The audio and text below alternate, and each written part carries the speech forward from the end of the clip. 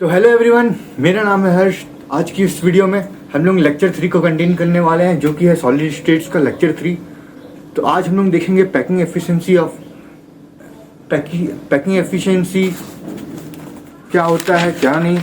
Packing efficiency, calculation of unit cells किस प्रकार से होता है, उस सबको देखेंगे। डेंसिटी ऑफ यूनिट सेल्स को देखेंगे हम लोग, क्या होता है क्या नहीं। वाइड्स के बारे में जानेंगे क्या होता है। तो चलिए चालू करते हैं। सबसे पहले हम लोग का आज है लेक्चर 3, पैकिंग एफिशिएंसी और पैकिंग फ्रैक्शन क्या होता है। पैकिंग एफिशिएंसी और पैकिंग फ्रैक्शन क्या होता है। एक क्यूब में, देखिए दोस्तों, क्यूब में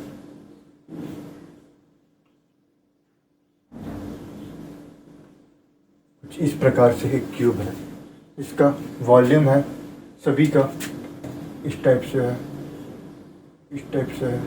सब में कुछ इस तरीके से है, सब में ठीक है, कुछ इस तरीके से है सब में, ठीक है। If volume of each sphere is V, volume सभी का कंट्रीब्यूशन अगर 1/8 है,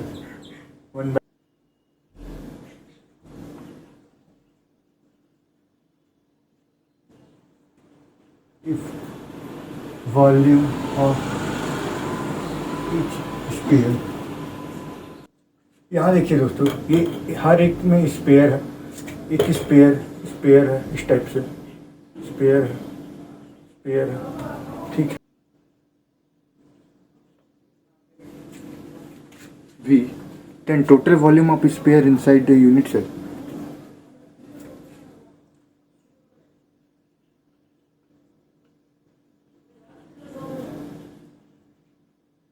Total volume of sphere.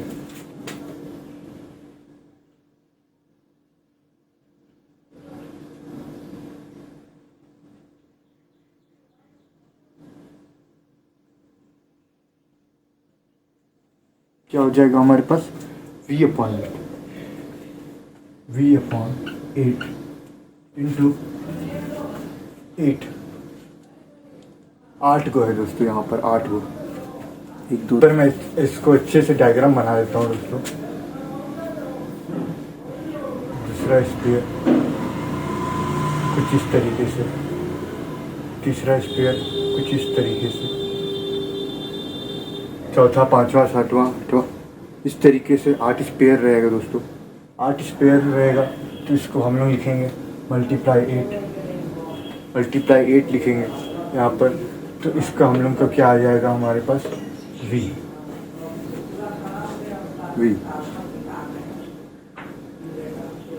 और इसका जो है हमारे पास क्यूब का जो वॉल्यूम आता है वो हो जाता है A क्यूब। लेंथ A है, तो उसका जो यूनिट सेल का वॉल्यूम होगा, उसका यूनिट सेल का वॉल्यूम जो रहेगा वो हो जाएगा A cube.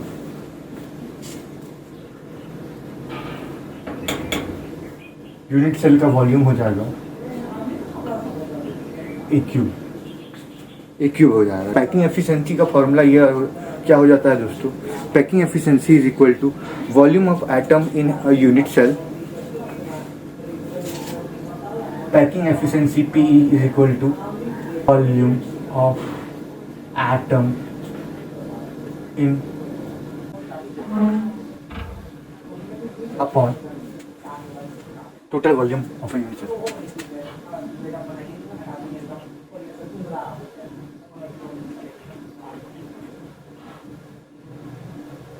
Unit cell multiply 100%, ये हो जाता है पैकिंग एफिशिएंसी का फॉर्मूला, ठीक है। पैकिंग एफिशिएंसी का फॉर्मूला हो जाएगा, क्या हो जाएगा, volume of atom in a unit cell upon total volume of a unit cell into 100%। तो अब क्या है packing efficiency is equal to volume का V upon A cube into 100%। तो वॉल्यूम का V, वॉल्यूम ऑफ क्यूब क्या हो जाएगा, वॉल्यूम स्पेयर लिखा हुआ है हम लोग को। स्पेयर क्यूबिक यूनिट सेल के अंदर स्पेयर है जिसका हम लोग वॉल्यूम निकालना है। अब उसका वॉल्यूम हमें पता है क्या होता है, 4/3 पाई आर क्यूब।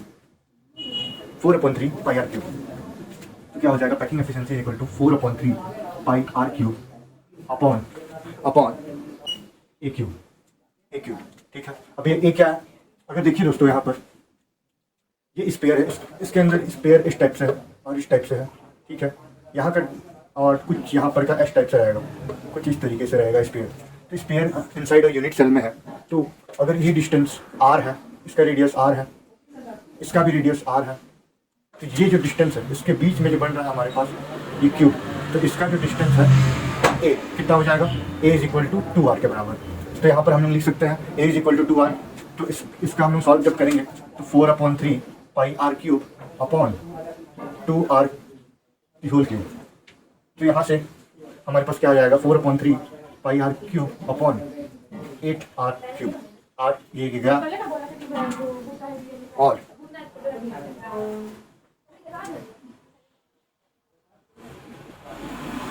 यहाँ से ये गया 2, कितना आ जाएगा, पाई/6 आया इंटू 100% है, 100% है।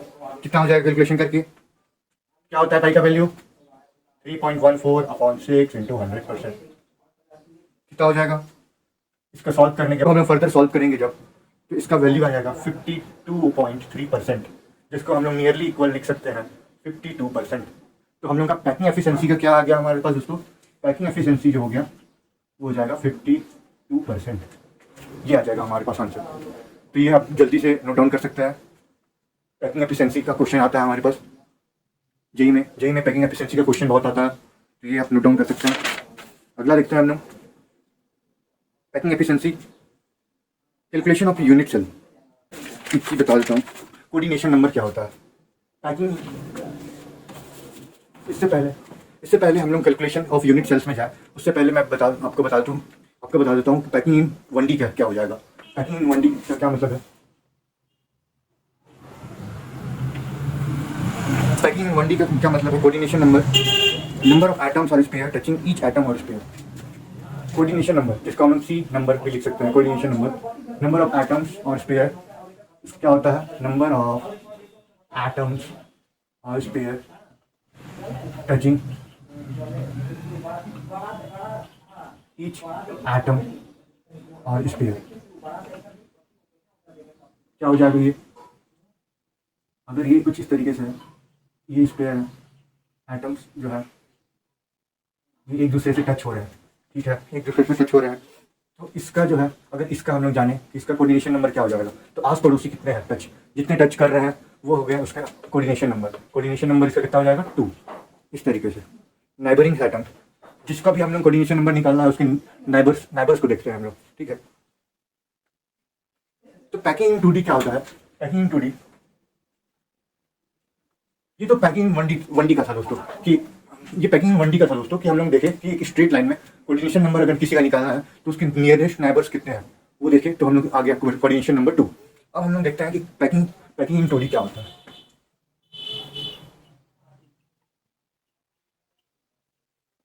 पैकिंग इन 2D में coordination number packing in 2D में इस तरीके से है दोस्तों। तो इसका अगर हमने देखें कि इसका कोऑर्डिनेशन नंबर कितना हो जाएगा, तो कितना हो जाएगा 1 2 3 4 हो जाएगा ना। यहाँ टच कितने हैं, नाइबर्स कितने हैं इसके 1 2 3 4, तो इसका कोऑर्डिनेशन नंबर हो जाएगा 4। कुछ इस तरीके से हमारे पास ये देखिए इसके कोऑर्डिनेशन नंबर। ठीक है, कोऑर्डिनेशन नंबर 4। अब हेक्सागोनल पैकिंग इन 2D देखते हैं। हेक्सागोनल पैकिंग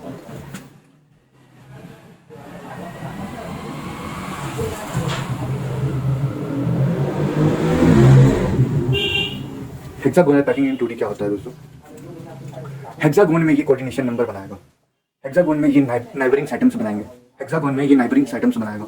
ठीक है, कितना नाइबर्स एटम है, नाइबरिंग एटम है इन a pattern of hexagon.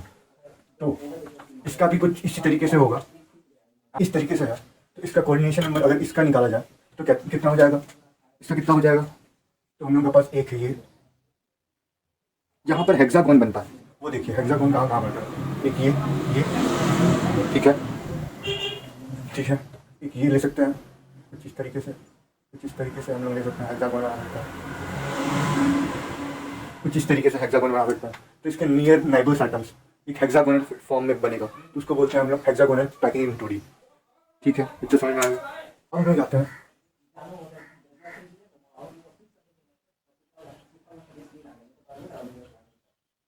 Calculation of unit cell क्या होता है।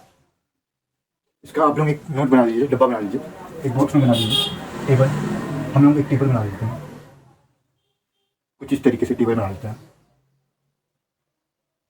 यहाँ लिखेंगे प्रॉपर्टी।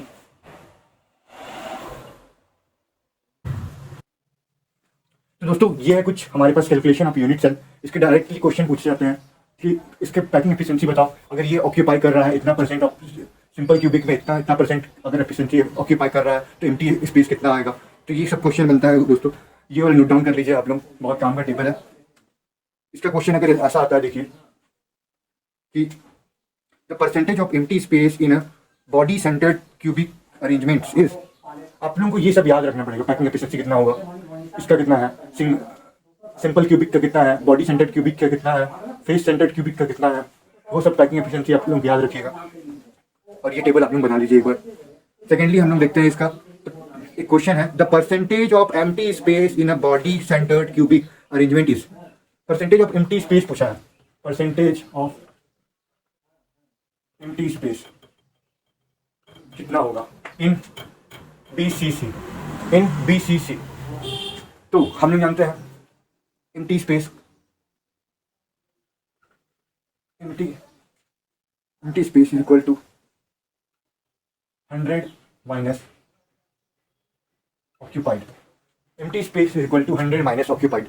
ऑक्यूपाइड कितना है BCC का 68%, 68% यहाँ पर लिखेंगे हम लोग। तो 100 माइनस 68 कितना हो जाएगा दोस्तों, 32।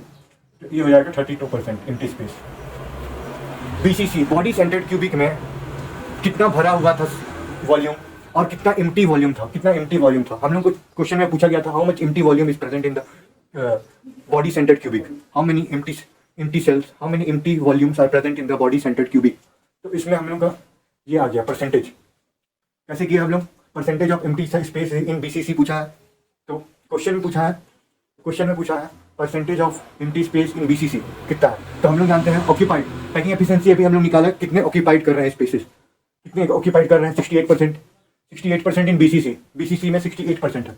तो हम लोग जानते हैं ऑक्यूपाइड स्पेस 68%, और 100 में से 100 कोई सा भी वॉल्यूम रहेगा वो 100 में से ही रहेगा। तो 100 में से कितना ऑक्यूपाइड है 68%, तो एम्प्टी कितना है 32%। तो इस तरीके से हम लोग निकाल सकते हैं पैकिंग एफिशिएंसी का क्वेश्चन। इस तरीके से होता है, परसेंटेज पूछा जाता है, empty space percentage of packing efficiency पूछा जाएगा तो आप लोग तुरंत निकाल सकते हैं। ये टेबल को ध्यान में रखिएगा, ये टेबल को पूरा नोट डाउन कर लीजिए, तुरंत आसानी से क्वेश्चन बन जाएगा। ये सब याद रखिएगा आप लोग, बस पैकिंग एफिशिएंसी को याद रखिएगा और नियरेस्ट नाइबर्स भी याद रखिएगा, हो जाएगा। बाकी क्या density of a unit cell, density कितना हो जाएगा, density of a unit cell हम लोग जानते हैं, density of unit cell,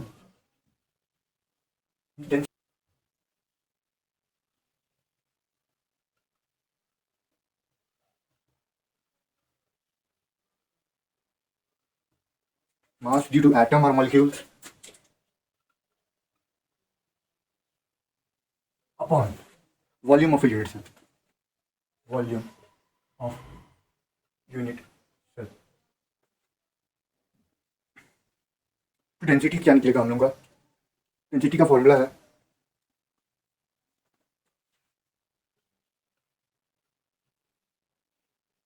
density को रिप्रेजेंट करता है हम लोग D से, तो इसका हो जाएगा Z।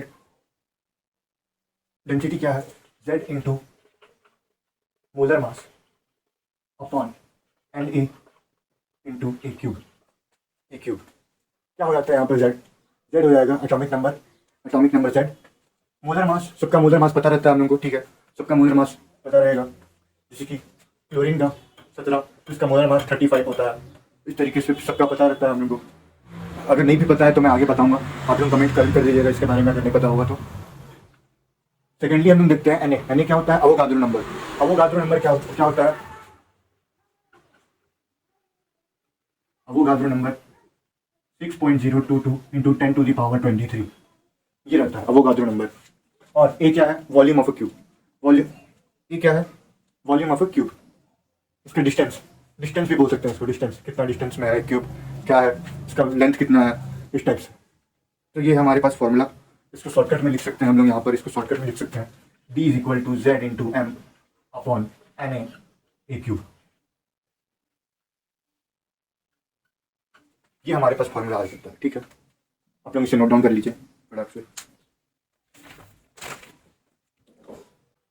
अगला देखते हैं हम लोग वाइट्स। वाइट्स क्या होता है? एम्प्टी स्पेस, खाली स्पेस को बोलते हैं वाइट्स।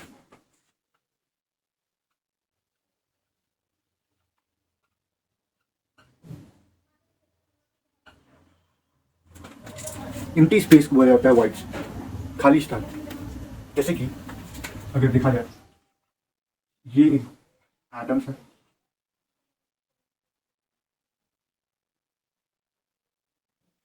ऐसे कुछ एटम्स रहेंगे, ठीक है, इसमें अरेंज रहेंगे एटम्स इस तरीके से, सॉरी कुछ इस तरीके से ये अरेंज रहेगा। तो इसके जो बीच का ये जो स्पेस है, ये क्या आ गया? एक वाइड्स हो गया, वाइड हो गया, ठीक है। इसको बोलते हैं खाली स्पेस, जिसको खाली स्पेस बोला जाता है वही होता है वाइड। तो इस वीडियो में बस इतना ही दोस्तों। अगर वीडियो पसंद आए तो वीडियो को लाइक कीजिएगा, चैनल पर नया हो तो चैनल को सब्सक्राइब कीजिएगा, और जल्दी मिलते हैं हम लोग पीपीटी स्लाइड्स में भी। अच्छा लेवल का कंटेंट वहाँ प्रोवाइड किया जाएगा आपको। और बस सब्सक्राइब कर लीजिए मेरे चैनल को, ताकि आपको नोटिफिकेशन सबसे पहले मिल पाए। जल्दी ही पीपीटी स्लाइड्स में भी आप लोगों को सारा चीज़ दिया जाएगा, DPPs दिया जाएगा, सब चीज़ प्रोवाइड करूँगा। तो then bye bye, thank you for watching.